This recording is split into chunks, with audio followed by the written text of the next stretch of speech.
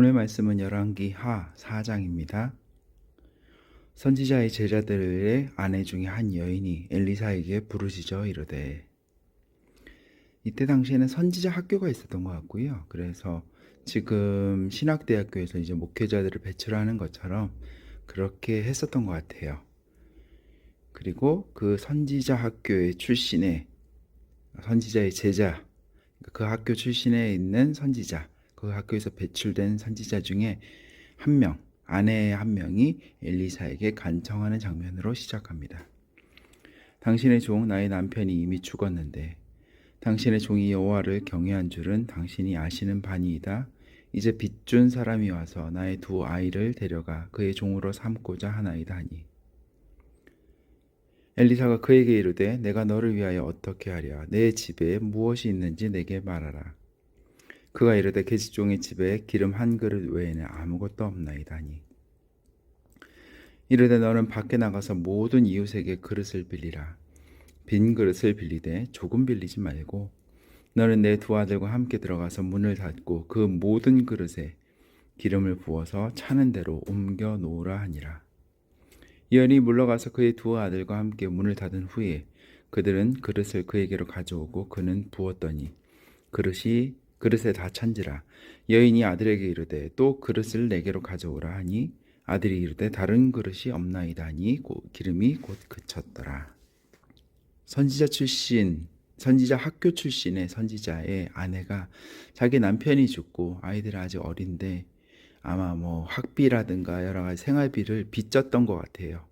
그래서 어린 두 아이를 뺏길 위험에 처하니까 엘리사에게 간청을 했고, 엘리사가 이적을 보임으로써 그 기름들이 모든 빌려온 그릇에 다 찰 때까지 기름이 한없이 생기는 그런 이적을 통해서 이 가정을 구원합니다.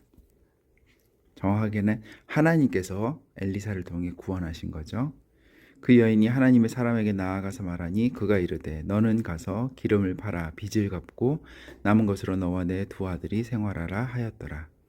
하루는 엘리사가 수넴에 이르렀더니 거기서 한 귀한 여인이 그를 간권하여 음식을 먹게 하였으므로 엘리사가 그곳을 지날 때마다 음식을 먹으러 그리로 들어갔더라.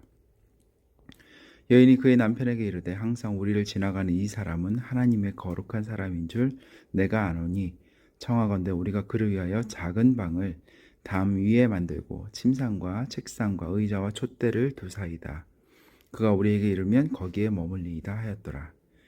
하루는 엘리사가 거기에 이르러 그 방에 들어가 누웠더니 자기 사원 게하시에게 이르되 이 수넴 여인을 불러오라 하니 곧 여인을 부르매 여인이 그 앞에 선지라.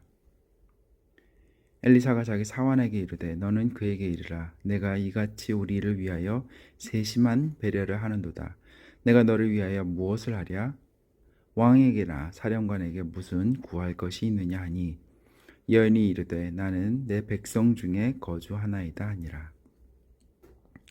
엘리사가 이르되 그러면 그를 위하여 무엇을 하여야 할까 하니, 게하시가 대답하되 참으로 이 여인은 아들이 없고 그 남편은 늙었나이다 하니, 이르되 다시 부르라 하여 부르매 여인이 문에 서니라.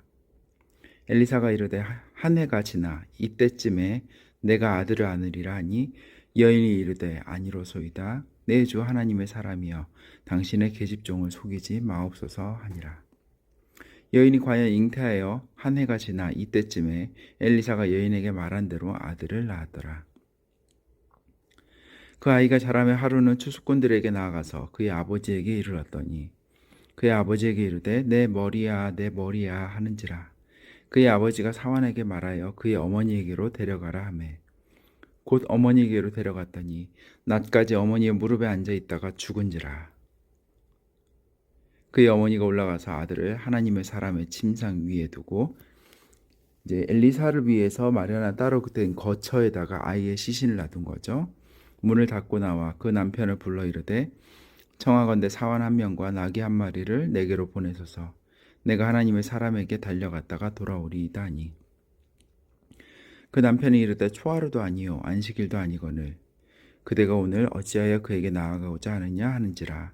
여인이 이르되 평안을 비나이다 하니라. 이에 나귀의 안정을 지우고 자기 사환에게 이르되 몰고 가라. 내가 말하지 아니하거든 나를 위하여 달려가기를 멈추지 말라 하고 드디어 갈멜산으로 가서 하나님의 사람에게로 나아가니라. 하나님의 사람이 멀리서 그를 보고 자기 사원 게하시에게 이르되 저기 수넴 여인이 있도다. 너는 달려가서 그를 맞아 이르기를 너는 평안하냐? 내 남편이 평안하냐? 아이가 평안하냐? 하라 하였더니 여인이 대답하되 평안하다 하고 산에 이르러 하나님의 사람에게 나아가서 그 발을 아는지라. 게하시가 가까이 와서 그를 물리치고자 하매 하나님의 사람이 이르되 가만두라. 그의 영혼이 괴로워하지만은 여호와께서 내게 숨기시고 이르지 아니하셨도다 하니라. 여인이 이르되 내가 내 주께 아들을 구하더이까? 나를 속이지 말라고 내가 말하지 아니하더이까 하니 엘리사가 게하시에게 이르되 내 허리를 묶고 내 지팡이를 손에 들고 가라. 사람을 만나거든 인사하지 말며 사람이 내게 인사할지라도 대답하지 말고 내 지팡이를 그 아이의 얼굴에 놓으라 하는지라. 아이의 어머니가 이르되 여호와께서 살아계심과 당신의 영혼이 살아계심을 두고 맹세하노니 내가 당신을 떠나지 아니하리이다. 엘리사가 이에 일어나 여인을 따라가니라.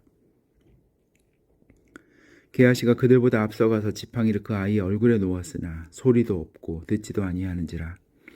돌아와서 엘리사를 맞아 그에게 말하여 아이가 깨지 아니하였나이다 하니라. 엘리사가 집에 들어가 본즉 아이가 죽었는데 자기의 침상에 눕혔는지라. 들어가서는 문을 닫으니 두 사람뿐이라. 엘리사가 여호와께 기도하고 아이 위에 올라 엎드려 자기 입을 그의 입에 자기 눈을 그의 눈에 자기 손을 그의 손에 대고 그의 몸에 엎드리니 아이의 살이 차차 따뜻하더라. 엘리사가 내려서 집안에서 한번 이리저리 다니고 다시 아이 위에 올라 엎드리니 아이가 7번 재채기하고 눈을 뜨는지라. 성경에서 7이라는 숫자는 곧 하나님을 의미하고요.